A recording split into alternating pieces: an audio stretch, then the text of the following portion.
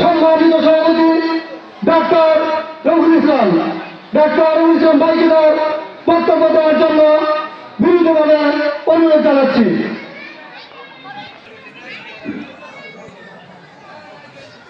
আসসালামু আলাইকুম ওয়া রাহমাতুল্লাহ। আলহামদুলিল্লাহি রাব্বিল আলামিন ওয়াস সালাতু ওয়াস সালামু আলা সাইয়্যিদিল মুরসালিন।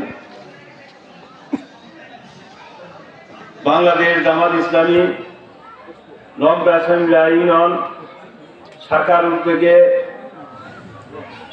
আয়োজিত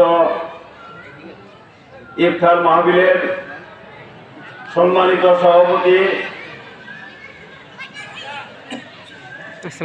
নওগাঁ শিমলা ইউনিয়নের সম্মানিত আমির জনাব জুলহাসউদ্দিন বিএড সাহেব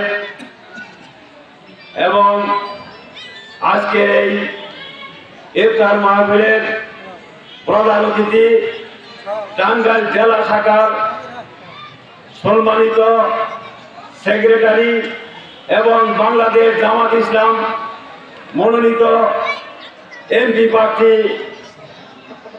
গোপালপুর গোয়াপুরের কৃষি সন্তান জনাব হুমায়ুন কবির সাহেব এবং আরো উপস্থিত আছেন গোপালপুর উপজেলা বাংলাদেশ জামাত ইসলামী গোপালপুর উপজেলা শাখার সম্মানিত আমির জনাব হাবিবুর রহমান তালুকদার এবং মোজাদার ভাইরা।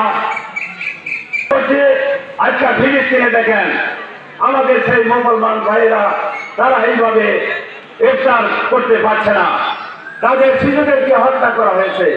আপনার নাতিনকে সামনে নিয়ে দেখেন, আপনার নাতিন যদি খাদ্য না পায়, সে যদি পিতামাতা ছাড়া হয়, তার কি অবস্থা হবে? আজকে সেই ফিলিস্তিনি শিশু বাচ্চাদেরকে হত্যা করা হচ্ছে, তাদের কি অপরাধ? সারা বিশ্বে মুসলমানেরা মার খাচ্ছে। কেন মার খাচ্ছে? সারা বিশ্বে এতগুলো মুসলিম রাষ্ট্র থাকার পরেও তারা কেন মার খাচ্ছে? আজকে তারা মুসলমান রাষ্ট্রের যারা নেতৃত্ব দিচ্ছে, তারা সেই আমেরিকার ইহুদিদের দালাল হিসাবে তারা কাজ করছে। তারা তাদের ক্ষমতা টিকে রাখার জন্য তারা হক কথা বলছে না, যার জন্য আজকে মুসলমানেরা মার খাচ্ছে। বাংলাদেশ আমাদের চারিদিকে মুসলিম রাষ্ট্র দ্বারা বেষ্টিত। তারা ষড়যন্ত্র করছে এই দেশে যাতে ইসলাম কায়েম না হয়, এই দেশে যাতে সুস্থ রাজনীতি কায়েম না হয়। আমরা জনগণ যদি আমরা সতর্ক না থাকি, আমাদের মধ্যে যদি একতা না থাকে, তারা আমাদেরকে গোলাম বানাতে চায়, তারা আমাদেরকে শোষণ করতে চায়। কাজেই আমাদেরকে সতর্ক থাকতে হবে। রমজান মাসে কোরআন নাযিল হয়েছে, রোজার ফরজ করা হয়েছে। কোরআনের পথে চলা যাতে আমরা চলতে আমাদের সহজ হয়, সেই জন্যই আমাদেরকে রোজা ফরজ করা হয়েছে। তাই আসুন আমরা এই রোজার মাসে মহান আল্লাহর কাছে আমরা তাকে অর্জন করি, আল্লাহকে একমাত্র ভয় করি। আমরা দুনিয়ায় কোনো কাউকে ভয় করি না।